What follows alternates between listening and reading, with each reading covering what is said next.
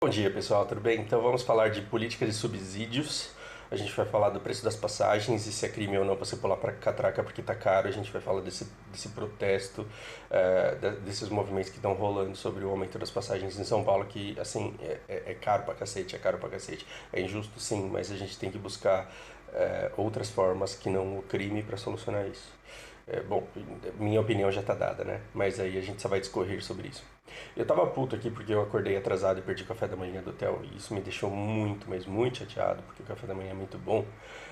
E aí eu pensei, será que eu tô disposto a levar uns xingos aqui é, de gente extremista, embora meu canal tenha filtrado muito bem essas pessoas e não tenha ficado muitos?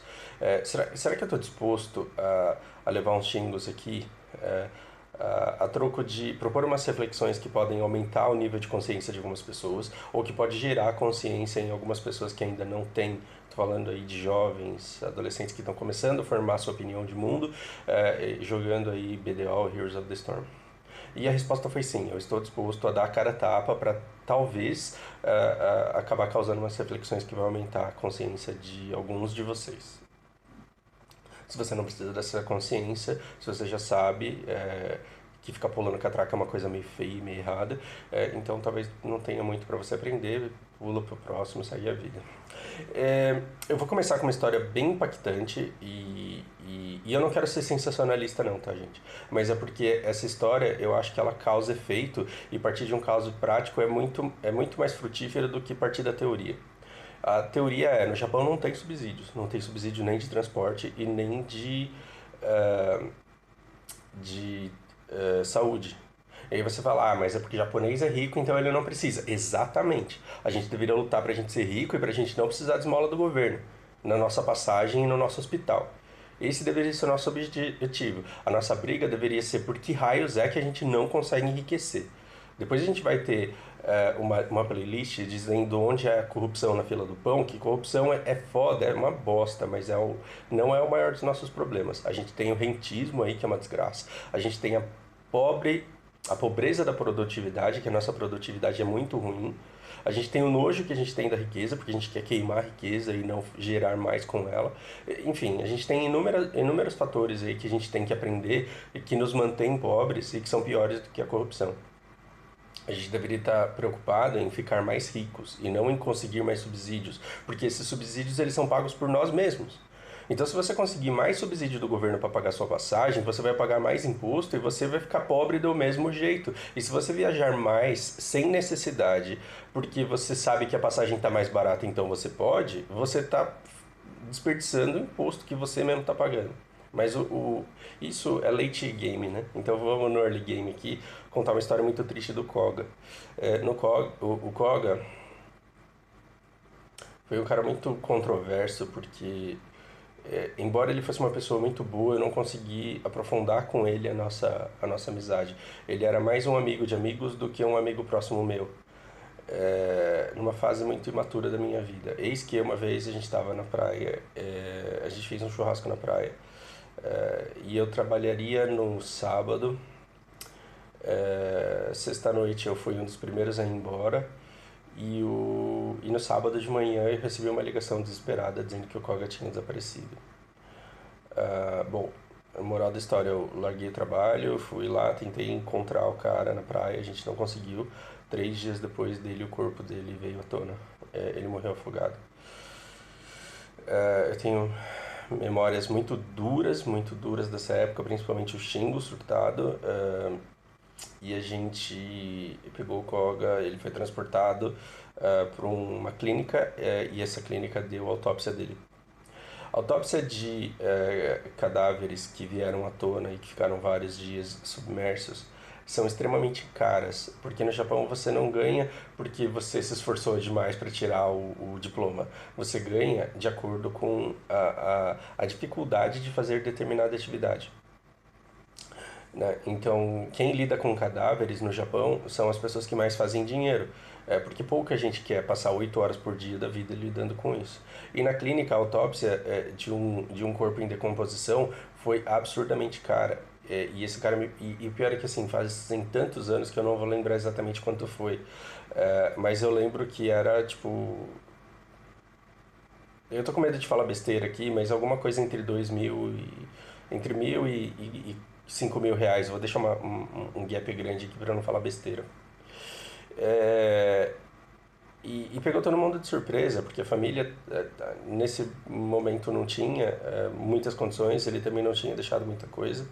É, e aí fui eu lá, porque eu estava sendo intérprete do grupo, e pediram pra mim, falaram, ó, tenta negociar com ele, fala que depois a gente traz e tal, porque o velório e enterro precisava acontecer logo, né? E aí, beleza, fui eu lá falar com o japonês e falei, escuta, a família tá longe, não é abastada, a gente precisa conseguir esse dinheiro com a empresa dos dias que ele tinha trabalhado, e a gente não vai deixar de pagar, mas ninguém tem dinheiro aqui no momento. Tem como você dar o documento para a gente encaminhar a autópsia e a cremação, e depois a gente volta aqui, acerta? Cara, eu vejo a cara desse japonês até hoje, porque ele me olhou com aquela cara de pai, aquela cara de pessoa amável. Ele abriu um sorriso e falou: primeiro você traz dinheiro, depois eu te dou o documento. E virou as costas. E literalmente virou as costas pra mim. Ijo, ele falou. Ijo é quando o japonês quer dizer é isso e foda-se. E, e eu não tinha como ficar bravo com ele, porque era compreensível, e não tinha a quem recorrer, né? Aí os amigos todos se juntaram, cada um fez sacar dinheiro em um lugar, e aí todo mundo voltou, e a gente conseguiu levantar essa grana, e depois a gente conseguiu com a empresa o ressarcimento, né, desse dinheiro. Acho que a FUI, nesse ponto, é, se posiciona muito bem. Por que eu estou contando essa história absurdamente longa? Porque no Japão, se você tem uma gripe e vai no hospital, você tem que pagar a consulta do médico e você tem que pagar quanto ele vale. Como se SUS não existisse e como se você não tivesse plano de saúde. E se você tiver plano de saúde, o plano de saúde não cobre 100% das coisas, você tem que pagar um percentual, que é para você só ir no hospital quando você precisar. E aí, quando eu conto como funciona lá, as pessoas me dizem assim: ah, Fausto, mas é porque o Japão é rico, então as pessoas têm condições. Exatamente, a gente tem que lutar para conseguir gerar riqueza, não para conseguir mais subsídio, porque esse subsídio é pago por nós.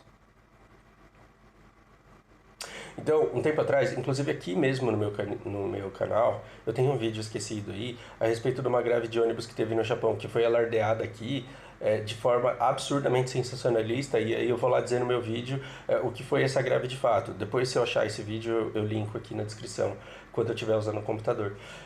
Bom, a passagem no Japão é extremamente cara, é muito cara. E você paga por percurso. Então, se você mora ali pertinho, você vai pagar X. Se você mora muito longe, você vai pagar 5x. Então, assim, a cada trecho tem um preço e você vai acumulando trechos na sua passagem. Então, o transporte lá ele é caro. Um tempo atrás, uma empresa, uma companhia de ônibus, ela entrou numa cidade lá, ela conseguiu autorização de forma muito suspeita e começou a operar na cidade com preços mais baixos.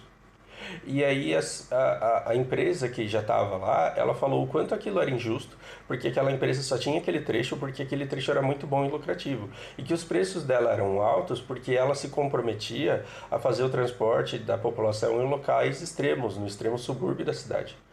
E ela disse que se ela falisse porque ela tinha concorrência desleal em locais lucrativos, ela não poderia atender e a empresa nova talvez não atendesse os locais mais extremos. E que se ela falisse, talvez a nova empresa é, passasse a atender o subúrbio mais extremo, mas aí ela subiria o preço daquele local onde ela estava ganhando popularidade por ter baixado o preço. O que aconteceu? A comunidade local continuou andando com o ônibus mais caro, porque ela sabia que o mais barato ia desestruturar uma, uma, uma estrutura que estava funcional e um preço que já estava equilibrado. Olha que povo, né?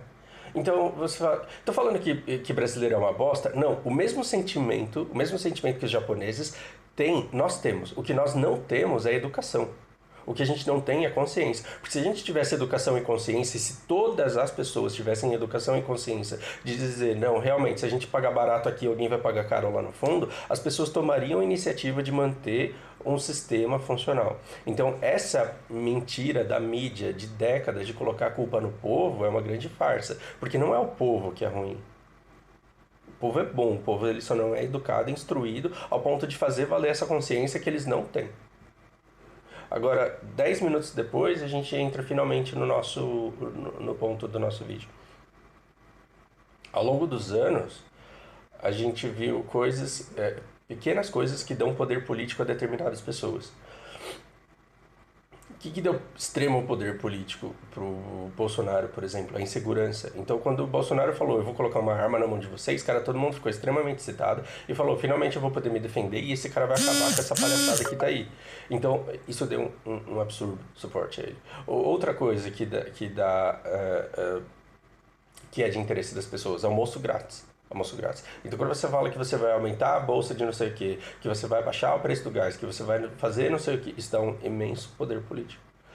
E outra coisa que dá um imenso poder político hoje em dia é contravenção, porque tá todo mundo puto com o governo, tá todo mundo puto com a elite. Então, quando você sugere qualquer coisa que é contravenção e que vai dar merda, porque vai mostrar pra esses caras, filha da puta, que a gente não sabe nem quem é, o quanto a gente tá puto porque a gente tá sendo explorado, sim, isso dá um imenso capital político. Então, existe gente gerando capital político com contravenção. Por exemplo, a gente não vai pagar esses 30 centavos aí, não. E assim, tá rolando na internet tutoriais de como você deve usar a catraca. Que quando você passar a catraca, você deve deixar meia catraca pro amiguinho que vem atrás terminar de passar sem pagar. Bom, não existe almoço grátis e se você analisar o transporte metropolitano de São Paulo, pelo menos é o que eu conheço, ele não dá lucro. Ele não dá lucro, porque 4,30, é 4,30 que foi agora? Desculpa, eu não sei exatamente quanto que tá a passagem. O preço novo, ele, assim como o velho, ele não dá lucro. Porque você tem que pensar não só no combustível e no salário do motorista e do cobrador, mas em todas as pessoas envolvidas nessa rede, em todas as pessoas que fazem todas as rotas, e você tem que pensar na manutenção do ônibus, que não é barato. E mesmo que o ônibus nunca quebrasse, a depreciação também, porque o ônibus ele está rodando, sei lá, 16 horas por dia. O ônibus está 16 horas por dia na rua rodando sem parar e ele está ficando velho. E quando você precisa trocar um ônibus velho rodado por um novo, quanto é que você gasta nessa brincadeira? Então, quantos motores não precisam ser retificados, quantos motores não precisam ser trocados, quantas estruturas mecânicas não precisam ser substituídas o tempo todo, porque esse ônibus ele não para de rodar e porque as pessoas ainda vão lá, acham que 4,30 é muito caro e vão lá e quebram o banco. Aí o banco precisa ser substituído com dinheiro do seu subsídio. Não é com dinheiro da sua passagem, é com dinheiro do seu subsídio. Então, já que a rede de transportes ela dá prejuízo, porque os 4,30 eles mal pagam o combustível e os salários, e você precisa de uma margem de lucro que justifique a substituição de todos os ônibus, que pague a depreciação e que ainda sobre para o dono da empresa, você tem contratos da prefeitura e do governo do estado com esse povo aí, que paga a eles a diferença entre aquilo que eles recebem da tua passagem e aquilo que eles gastam efetivamente. Então o governo paga parte da sua passagem. E isso não acontece só no Brasil, não é porque o brasileiro é burro e não sabe transportar a gente por 4,30 com lucro. Isso acontece em inúmeros lugares no mundo. No Japão não acontece. Por que não acontece? Ah, Fausto, é porque lá os caras é rico e eles conseguem pagar uma passagem mais cara. Sim, a gente deveria estar protestando, quarta vez que eu falo isso no vídeo, né? A gente deveria estar protestando por formas de ganhar riqueza, formas de trabalhar e ganhar dinheiro quem queira e quem puder se esforçar. Quem quiser se esforçar. E as pessoas que não podem trabalhar, como é que elas se encaixariam na sociedade para gerar valor e para terem dinheiro, para conseguirem pagar pelo próprio transporte. Então, quando você me diz eu vou mudar o futuro do país e eu vou lutar pela diminuição da taxa, da tarifa de ônibus, você não está mudando coisa alguma. Você está dizendo que você vai pagar 30 centavos a menos para o governo pagar 30 centavos a mais com o seu imposto. E você está falando isso no momento em que a gente está desesperado sabendo se a gente vai ter dinheiro para pagar a aposentadoria dos velhinhos. Ou seja, você quer fazer diferença na sociedade? Vá lá, entre no canal do Lúcio Big, assista os vídeos dele, acompanhe os vídeos dele e participe do orçamento da União, participe do orçamento do Estado. Se você começar a acessar o Tribunal de Contas e ver o que é que está sendo gasto em quê, você vai estar ajudando muito mais do que queimando o colchão na avenida porque você quer uma passagem mais barata. Porque quando você pede uma passagem mais barata, você só está pedindo para que você pague mais imposto para o governo pagar mais passagem. E você pagar menos passagem. No fim, quem está pagando é você mesmo. Então o que você tem? O que você tem que fazer é ver onde é que o governo está gastando dinheiro, sanar a corrupção e participar na melhoria dos gastos. Coisa que não vai acontecer porque a gente tem um sistema corrupto aí a ser limpo. Né? Então, sim, quando a gente limpar a corrupção, a gente vai ter resolvido um problema pequeno. Quando a gente aumentar a produtividade e aprender a gastar melhor, a gente vai ter resolvido um problema muito grande. E aí, nesse momento, talvez você acesse o Tribunal de Contas e fale, nossa, tá sobrando dinheiro, por que a gente não aplica esse dinheiro em educação? Ah, não, eu não quero educação, não dá pra gente aplicar em mais subsídio para passagem ficar mais barata? Se você acha que subsídio de passagem é mais importante do que educação, dá. Então, beleza, aí a passagem baixa para R$ 1. É isso que você quer? Entre na política. Não fique estimulando crime, porque isso é feio. Aí eu entrei num pequeno debate lá, em que eu falei, em que os caras estavam fazendo esse tutorial de como lutar por justiça incitando crime. E o cara falou, não é crime, é no máximo contravenção. Então o que a gente está fazendo? A gente está descobrindo... Toda guerra precisa de duas coisas, ela precisa de uma justificativa. A passagem está cara demais. Passagem está cara demais e a gente é pobre. Então, o que a gente deveria lutar para não ser pobre, mas não, a gente quer uma passagem mais barata. E segundo, da narrativa. E qual é a narrativa? Então, essa passagem é um absurdo, porque tem gente enriquecendo às nossas custas, oprimidos, e por isso a gente precisa protestar contra isso, pulando a catraca. Velho, isso é uma coisa absurdamente ineficiente. Ineficiente, porque você está atacando um sintoma. Um sintoma. O sintoma é você não ter dinheiro para pagar a passagem. Você não tem que atacar o sintoma de não querer pagar a passagem. Você tem que ver por que é que você não tem dinheiro. Por que é que o seu salário está tão baixo? Por que é que a gente não consegue gerar riqueza? E a partir daí você soluciona a causa. E aí você vai ter dinheiro para gastar no que você quiser. Tem um monte de gente lutando, só que esse monte de gente está lutando errado. Uma luta que não vai dar em nada. Reflitam aí.